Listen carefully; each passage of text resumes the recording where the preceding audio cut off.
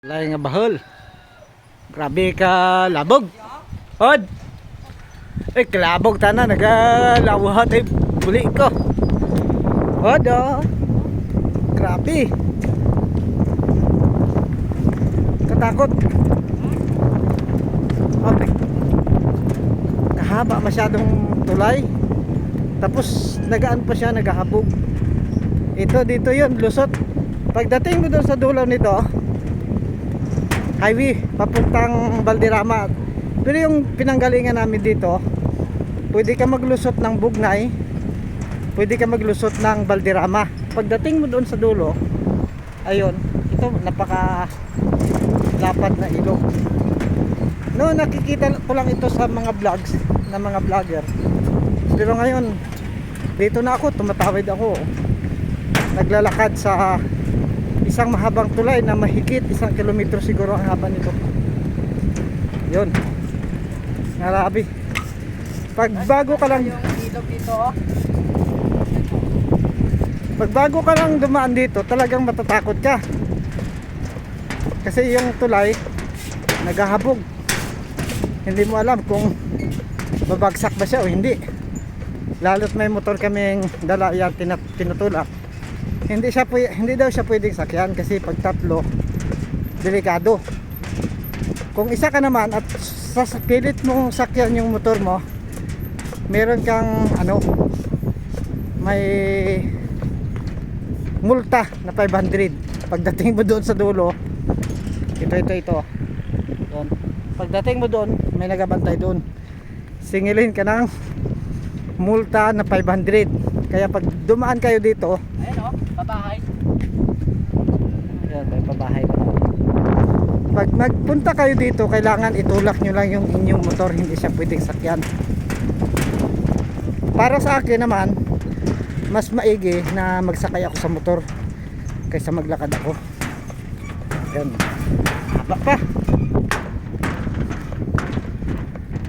Pinatulak ko na lang sa pamangkin ko yung motor. Dahil kapag ako ang tumulak, parang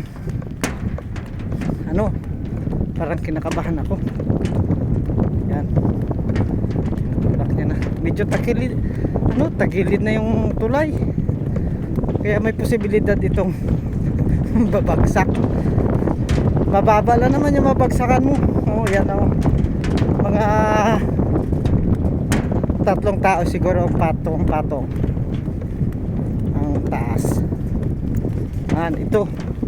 Ito yung river ng Valderrama. Ito yun, napakalapad, grabe. Hindi pa ako nakakakita ng ganitong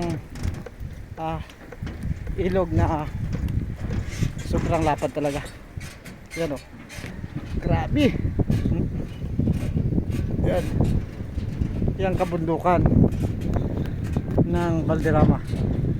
Anyway, yung boundary ng Valderrama, yan sa unahan, yan Valderrama yung sa kabilang pasong, yung dito na side Valderrama.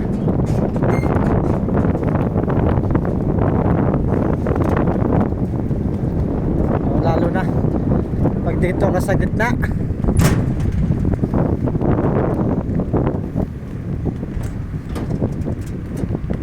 nagkakanbas kami ng lamination, kaya lahat-lahat ng mga barangay sityo dito sa sinasakupan ng Antique napasok na namin. Ito na lang yung yung Valderrama hindi. Bukas siguro doon naman kami. Yun. Yeah. Yan, lapit na lang kami sa dulo. Para kung medyo nawawala na yung kabak ko kasi pabalik na. Ito na. Okay. So sana mapapanood ito ng lahat. Maraming salamat and God bless.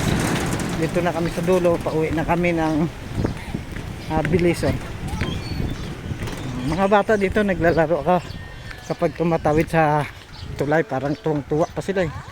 Pero kami natakot. Yan yung highway galing galing Bugasong, San Jose papunta ito ng Balderrama, lusot ng Iloilo. So bye bye.